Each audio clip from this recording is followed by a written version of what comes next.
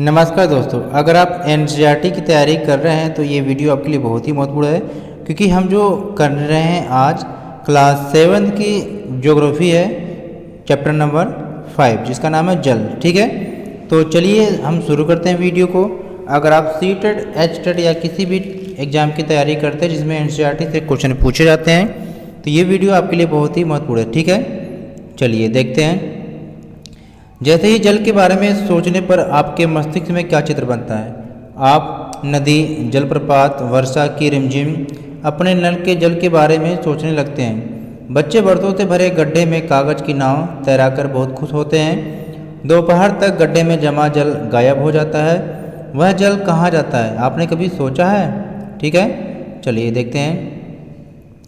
अब सूर्य के ताप के कारण, ठीक है, सूर्य के ताप के कारण जल वाष्पित हो जाता है। ठंडा होने पर जल वाष्प संघनित होकर बादलों का रूप ले लेता है। ठीक है, यहाँ से यह वर्षा, हिम अथवा सहिम वृष्टि के रूप में धरती पर या समुद्र पर नीचे गिरता है। ठीक है, अब यहाँ पर थलशाला दिया है, इसका मतलब होता है यह छोटे घर के पौधे रखने का कृत्रिम अहाता होता है। ठीक है,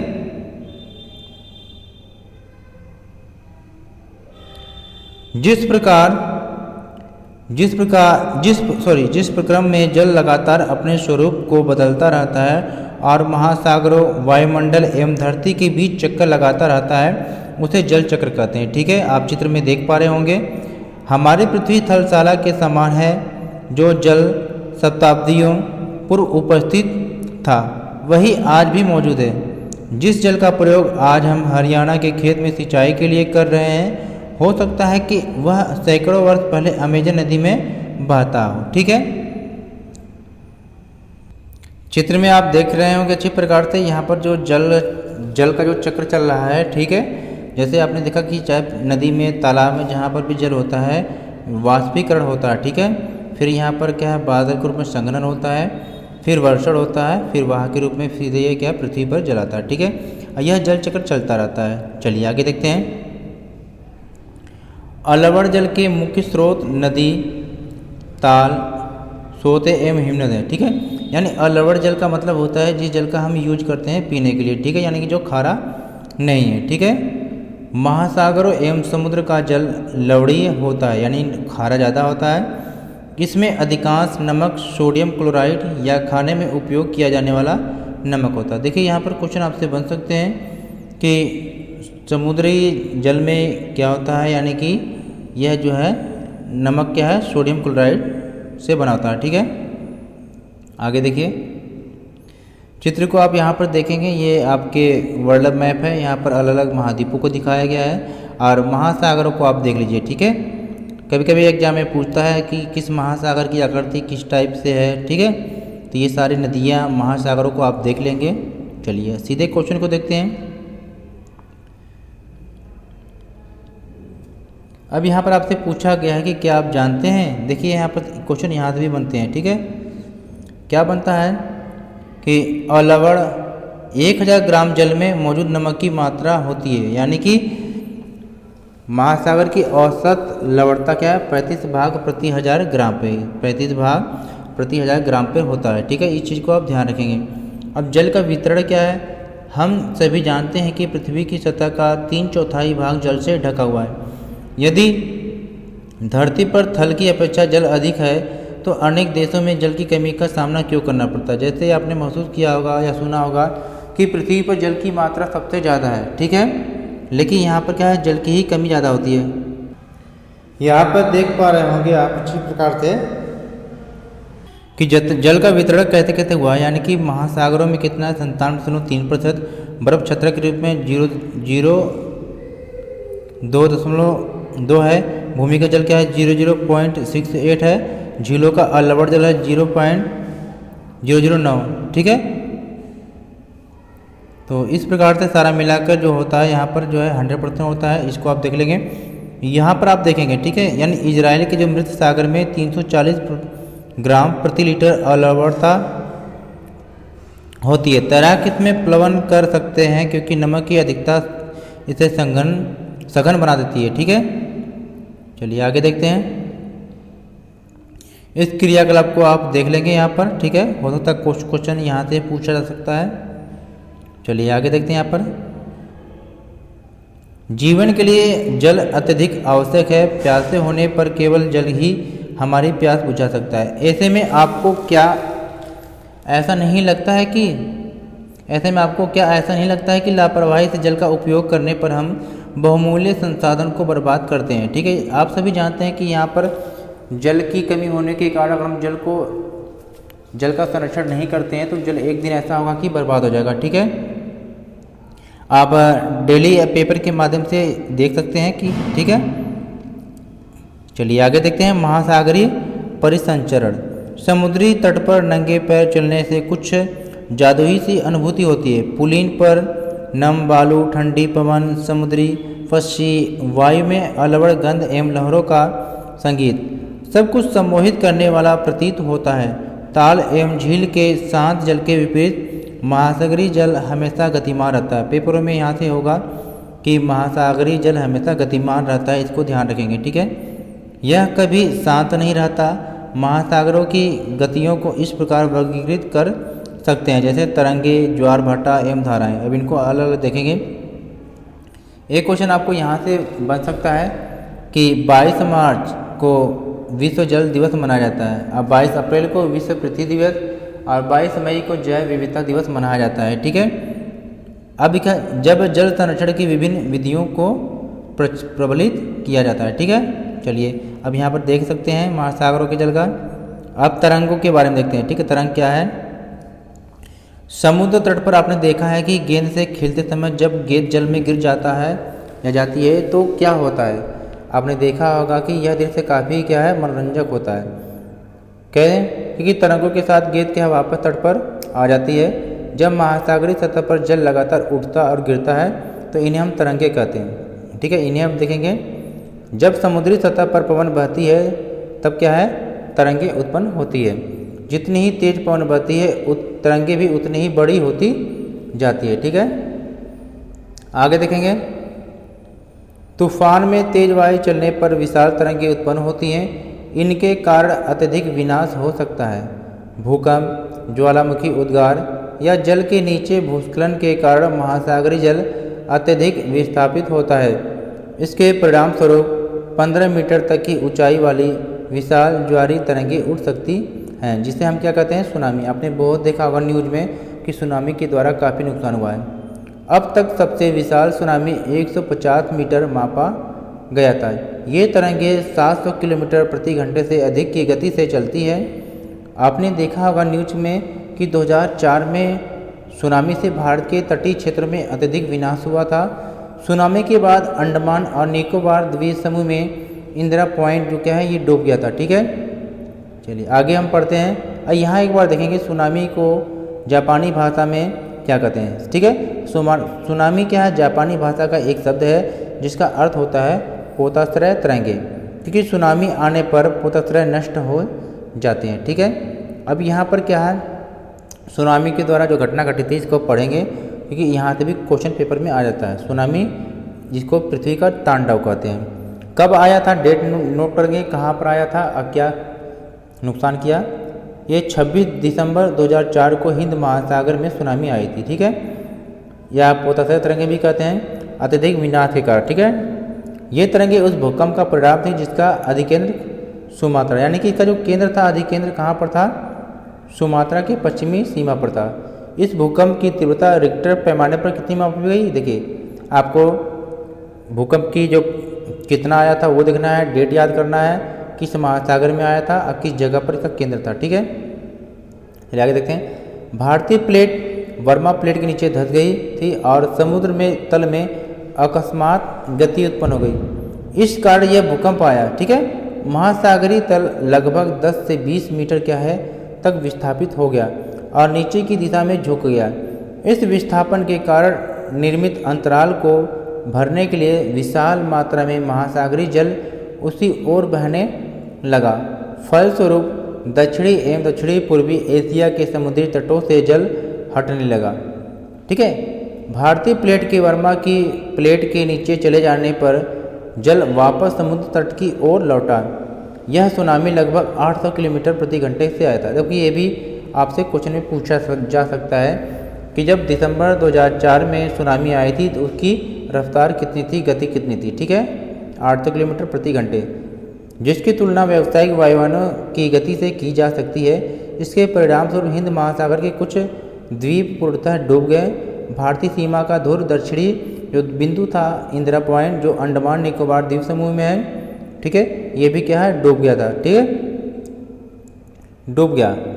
आगे क्या है, जब सुमात्रा में भूकंप के अधिकेंद्र से तरंगे सुमात्रा की तरफ से अंडमान द्वीप समूह एवं श्रीलंका की ओर बढ़ा।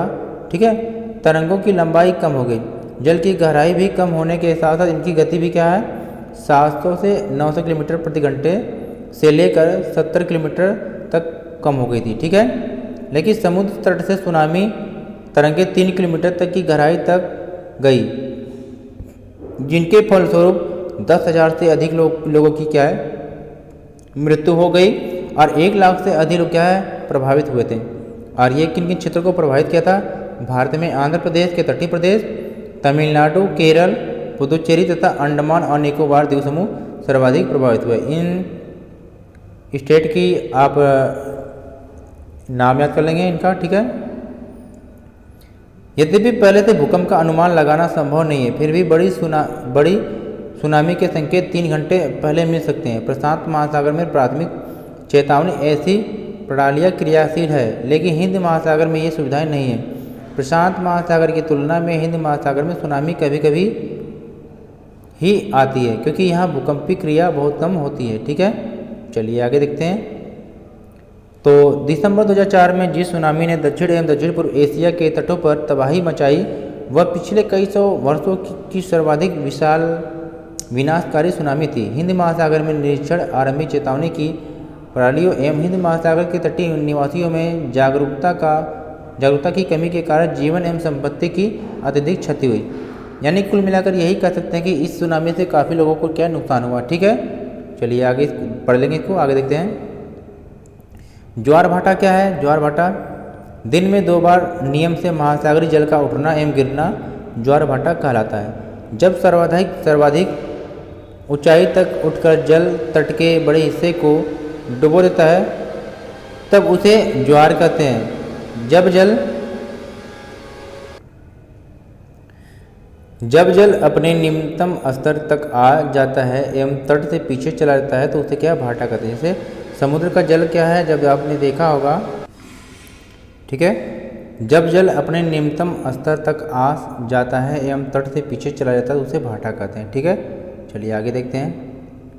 अब यहाँ पर बहुत चीज़ ध्यान देना है। ठीक है, लघु ज्वार भाटा कब आता है, आपसे पूछा जा सकता है। अब वृहद ज्वार भाटा कब आता है। वृहद ज्वार भाटा जब सूर्य, चंद्रमा, पृथ्वी तीनों एक सीधी रेखा में होता है, ठीक है, तब वृहद ज्वार भाटा आता है। देखिए, सूर्य एवं चंद्रमा के शक्तिशाली गुरुत्वाकर्षण बल के कारण पृथ्वी की सतह पर ज्वार भाटे आते हैं। देखिए, आपसे पूछा जा सकता है कि ज्वार भाटे कब आते हैं, तो ये आपको डिफिनेशन यहाँ से याद रखना चाहिए कि सूर्य एवं चंद्रमा के शक्तिशाली गुरुत्वाकर्षण बल के कारण पृथ्वी की सतह पर ज्वार भाटे आते हैं। जब पृथ्वी का जल चंद्रमा के निकट होता है, ठीक है, उस समय चंद्रमा के गुरुत्वाकर्षण बल से अधिक बल से जल अभिकर्षित होता है, जिसके कारण उच्च ज्वार आते हैं। अब कभी पूछ दे आपसे कि उच्च ज्वार कब आते हैं, ठीक है, यानी जब पृथ्वी का जल चंद्रमा के निकट होता है उस समय क्या होता है, चंद्रमा के गुरुत्वाकर्षण बल से जल अभिकर्षित होता है, ठीक है, जिसके कारण ज्वार, उच्च ज्वार आता है। ठीक है, आगे देखिए, पूर्णिमा एवं अमावस्या के दिनों में सूर्य, चंद्रमा एवं पृथ्वी तीनों एक ही सीधी में होते हैं। देखिए, चाहे पूर्णिमा हो या अमावस्या हो, इन दोनों दिन क्या होता है कि सूर्य, चंद्रमा एवं पृथ्वी तीनों एक ही छेद में होता है। ठीक है, ये जरूर नोट करना, पेपर में पूछता है। और इस समय सबसे उच्च ज्वार उठते हैं। ठीक है, तो इस ज्वार को क्या है, वृहद ज्वार कहते हैं। देखिए, पेपर में आपके यहाँ से क्वेश्चन एक जरूर बनेंगे, इसको जरूर सही से पढ़ लेना आप। ठीक है, चलिए आगे देखिए। लेकिन जब चांद अपने प्रथम एवं अंतिम चतुर्थांश में होता है तो चांद एवं सूर्य का गुरुत्वाकर्षण बल विपरीत दिशाओं से महासागरीय जल पर पड़ता है, परिणाम स्वरूप निम्न ज्वार भाटा आता है। ठीक है, ऐसे ज्वार को क्या है, लघु ज्वार भाटा कहते हैं। चित्र में आप देख सकते हो, ठीक है। ये देखिए, ये फर्स्ट चित्र है लघु ज्वार भाटा का, ठीक है। चलिए आगे देखिए, उच्च ज्वार क्या होता है कि नौ संचालन में सहायक होता है। यह जल स्तर को तट की ऊंचाई तक पहुंचाते हैं। ये जहाज को बंदरगाह तक पहुंचाने में सहायक होते हैं। उच्च ज्वार मछली पकड़ने में भी मदद करते हैं। उच्च ज्वार के दौरान अनेक मछलियां तट के निकट आ जाती हैं। इसके परिणाम स्वरूप मछुआरे बिना कठिनाई के क्या कहते हैं, मछलियां पकड़ पाते हैं, ठीक है। कुछ स्थानों पर ज्वार भाटे से होने वाले जल के उतार चढ़ाव का प्रयोग विद्युत उत्पादन करने के लिए भी किया जाता है। ये तो अच्छी बात है, ठीक है। अब महासागरीय धाराएं को देखेंगे, ठीक है। महासागरीय धाराएं क्या होती है, इसको एक बार समझेंगे ध्यान से। महासागरीय धाराएं क्या होती है, जैसे मान लीजिए ये ग्लोब आपकी है, ठीक है, सही देख लीजिए। ये भूमध्य रेखा पृथ्वी को दो भागों में काटती है। काफ़ी ये यहाँ का टेम्परेचर काफ़ी ज़्यादा होता है, तो अगर यहाँ से कोई जो धाराएं होंगी अगर ये ध्रुव की तरफ बहती है, ठीक है, तो ये गर्म जलधारा होती है। लेकिन जब क्या भूमध्य रेखा से, ठीक है, लेकिन अगर ध्रुव की तरफ से अगर कोई समुद्री जो तरंग धारा जो है ये अगर भूमध्य रेखा की तरफ जाती है तो ये क्या है, ठंडी जलधारा होती है, ठीक है। भूमध्य रेखा से ध्रुव की तरफ जो भी कोई धारा जाती है तो वो गर्म जलधारा होती है, ठीक है। तो महासागरीय धाराएं को देखेंगे आप। महासागरीय धाराएं निश्चित दिशा में महासागरीय सतह पर नियमित रूप से बहने वाले जल की धाराएं होती हैं। महासागरीय धाराएं गर्म एवं ठंडी हो सकती है। सामान्यतः महासागरीय धाराएं भूमध्य रेखा के निकट उत्पन्न होती है एवं ध्रुवों की ओर प्रवाहित होती है, जो हमने अभी आपको बताया है। और ठंडी जो धाराएं होती है ध्रुवों से चलती हैं, उच्च अक्षांशों से उष्णकटिबंधीय या निम्न अक्षांशों की ओर प्रवाहित होती हैं। अब यहाँ पर आपको नाम याद रखना कि जो लेब्राडोर महासागरीय धाराएं हैं ये ठंडी जल धाराएं हैं, ठीक है। गल्फ स्ट्रीम जो है धारा है ये गर्म जल धारा है, ठीक है। तो आप ऐसे याद करेंगे, ग से गल्फ स्ट्रीम, ग से गर्म हो गया, ठीक है। चलिए, महासागरीय धाराएं किसी क्षेत्र के तापमान को प्रभावित करती हैं। गर्म धाराओं से क्या स्तरीय सतह का तापमान गर्म हो जाता है। जिस स्थान पर गर्म एवं शीत जल धाराएं मिलती हैं वह स्थान विश्व भर में सर्वोत्तम मत्स्य यानी कि मछली पालन के लिए सर्वोत्तम होता है। यानी कि जहाँ पर गर्म एवं ठंडी जलधारा मिलती है वह जगह क्या होता है कि मछली पालन के लिए सर्वोत्तम होता है, ठीक है। जापान के आसपास एवं उत्तरी अमेरिका की पूर्वी तट इसके क्या कुछ उदाहरण हैं, ठीक है। ये चित्र आप देखेंगे, ठीक है, इस चित्र को जरूर देख लीजिए। तो यहाँ पर आप देख पा रहे होंगे ये भूमध्य रेखा है। भूमध्य रेखा से अगर जो भी क्या है ध्रुव की तरफ जो धारा जा रही है वो गर्म जलधारा है, ठीक है। और जो जलधारा ध्रुव से अगर भूमध्य रेखा की तरफ आ रहा है वो ठंडी जलधारा है, ठीक है। तो यहाँ पर चित्र में दिखाया गया है, यानी कि जो रेड कलर से है ये क्या है, जो रेड कलर से दिखाया गया है ये ठंडी जलधारा है, गर्म जलधारा है। और जो ब्लू से दिखाया जा रहा है वो क्या है, ठंडी जलधारा है, ठीक है। यहाँ पर देख लेंगे आप कुछ जलधारा के नाम भी आप इस तरह से नोट कर सकते हैं, ठीक है। चलिए, यहाँ पर है कि जहाँ गर्म एवं ठंडी जलधारा मिलती है वहाँ कोहरे वाला मौसम बनता है। इसके फलस्वरूप नौ संचालन में बाधा उत्पन्न भी होती है। तो प्यारे दोस्तों, यहाँ पर हमने क्या एनसीईआरटी क्लास 7 ज्योग्राफी के चैप्टर नंबर 5 को हमने कंप्लीट कर लिया, ठीक है। प्लीज़ वीडियो को लाइक, शेयर और चैनल को सब्सक्राइब कर लें एनसीईआरटी बुक एवं प्रैक्टिस सेट करने के लिए, ठीक है।